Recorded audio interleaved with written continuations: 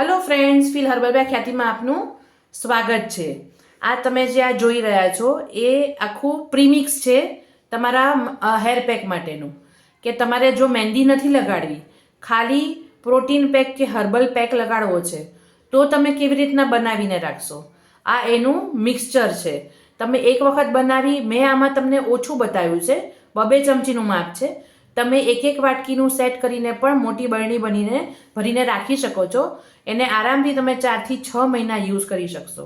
હવે આને તમે તમારા વાળમાં, મેં મતલબ આગળ પણ હું તમને કહીશ કે શેની સાથે મિક્સ કરવાનું, પણ તમે તમારા વાળ જો બહુ જ એકદમ રૂખા હોય, બહુ જ ડ્રાય હોય, તો તમે દહીં છે, એલોવેરા જેલ છે, પછી તમે એની અંદર તેલ બી નાખી શકો થોડું, એ મિક્સ કરીને તમે તમારા વાળમાં લગાડી શકો અને ખૂબ જ વાળ સરસ થશે આનાથી। તમારે બીજી કોઈ જ વસ્તુ કરવાની જરૂર નહીં પડે। મેં આની અંદર હિના નથી નાખી, તમે ચાહો તો નાખી દેજો। એટલે હવે હું તમારી સાથે આ શેર કરવા જઈ રહી છું। એક જ વખત બનાવો અને આખું વરસ યુઝ કરો, એવી રીતનો પાવડર છે આ। તો ફ્રેન્ડ્સ, હવે હું તમને ચલો કેવી રીતના બનાવવાનું છે, આ બધું કેવું મિક્સિંગ છે એ હું તમને કહું છું। હવે અહીંયા આપણે હેરપેક માટે પહેલાં તો હું જેટલી આ ક્વોન્ટિટી લઉં છું ને, એ તમારે, હું ચમચીથી લઉં છું, તમે વાટકાથી લઈ શકો છો વધારે બનાવવું હોય તો। અહીંયા મેં આ 2 ચમચી જેવું મેથીનો પાવડર છે એ નાખ્યો છે। હવે મેથીનો પાવડર છે વાળને ગ્રોથ કરે છે, ખરતા વાળ બંધ કરે છે અને વાળને સ્મૂથ પણ કરે છે। હવે આ જ રીતના તમે વાટકીનું માપ લ્યો તો એ એક વાટકી સેટ કરીને તમે એને કરી શકો છો એ રીતના। બીજો પાવડર જે લઉં છું એ હું જટામાસીનો પાવડર લઉં છું। હવે જટામાસી છે એ પણ વાળને ગ્રોથ કરે છે, નવા વાળ ઉગાડે છે અને તમારા જે વાળનો કલર છે ને એ વ્હાઈટ થવા માંડે હોય, એ ગ્રે વાળને પણ સરખા કરવામાં મદદ કરે છે।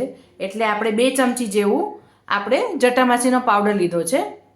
હવે અહીંયા હું બીજો પાવડર લઉં છું, એ છે જાસૂદના ફૂલનો પાવડર।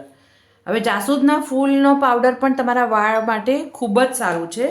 વાળને એકદમ સ્મૂથ કરે છે અને વાળનો ગ્રોથ કરે છે અને ખરતા વાળ પણ અટકાવે છે। આપણે એવા જ પાવડર લઈ રહ્યા છીએ કે જે તમારા વાળમાં ખૂબ જ ગ્રોથ કરે, એટલે એ મેં 2 ચમચી એ લઈ લીધું છે। એક જ જેટલું માપ છે બધા જ પાવડરોનું।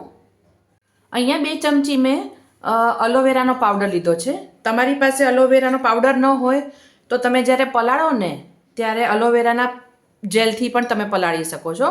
મારી પાસે પાવડર અવેલેબલ છે એટલે હું 2 ચમચી આમાં નાખી જ દઉં છું।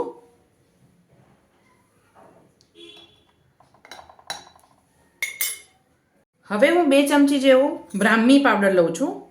બ્રાહ્મી પણ વાળ માટે ખૂબ જ સારું છે અને વાળનો ગ્રોથ પણ કરે છે। આ જેટલા પાવડર લઉં છું એ બધા જ વાળ માટે ખૂબ જ ઉપયોગી છે।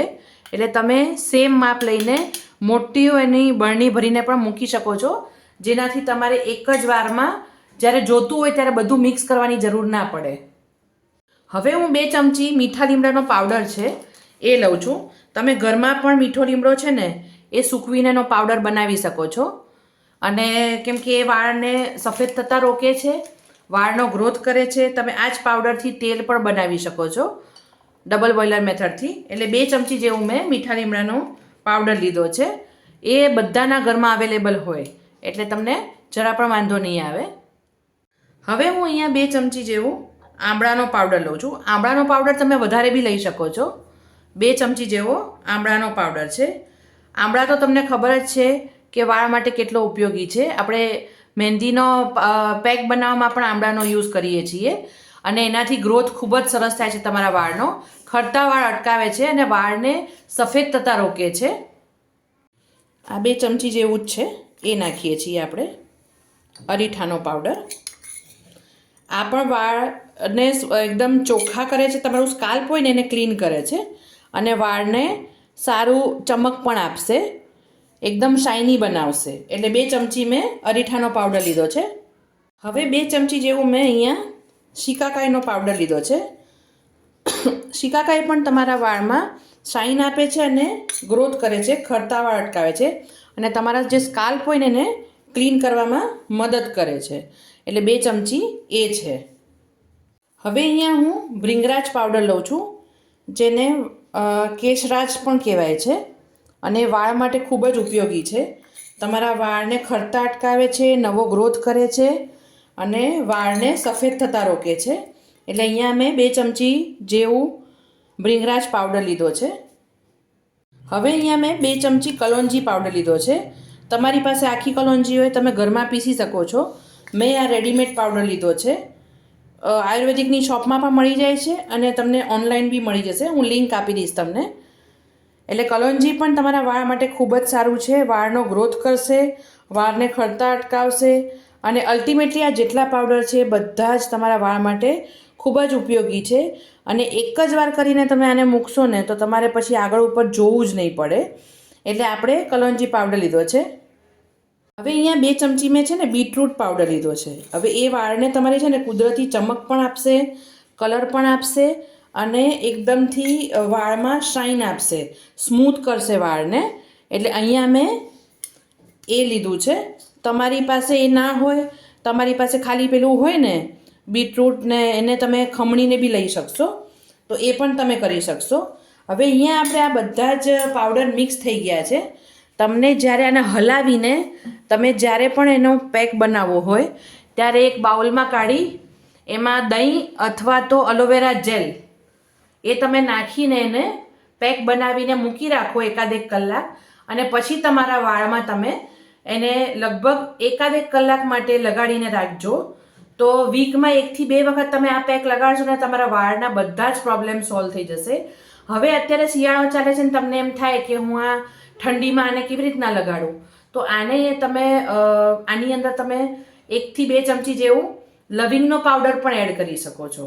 તમે આની અંદર મહેંદી પણ એડ કરી શકો છો 1-2 ચમચી, કેમ કે એનાથી કલર નહીં આવે. 1-2 ચમચીમાં કોઈ કલર ના આવે અને એ કન્ડિશનરનું કામ પણ કરશે. મેં નથી નાખ્યું કેમ કે હું આ બધા પાવડરને મિક્સ કરીને કદાચ મહેંદીના પેકમાં બી મિક્સ કરું.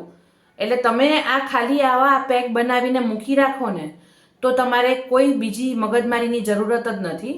તમે આ જ પેકને રેગ્યુલર આખું વરસ યુઝ કરી શકો છો આવી જ રીતના બનાવીને. અને આ તમને મેં જેટલા પાવડર કીધા તમે ગૂગલમાં પણ સર્ચ કરી શકો છો અને કોઈ પણ આયુર્વેદિકની બુક હોય છે આયુર્વેદની એમાં પણ તમે જોઈ શકો છો કે આ બધા જ પાવડર છે તમારા વાળ માટે કેટલા ઉપયોગી છે.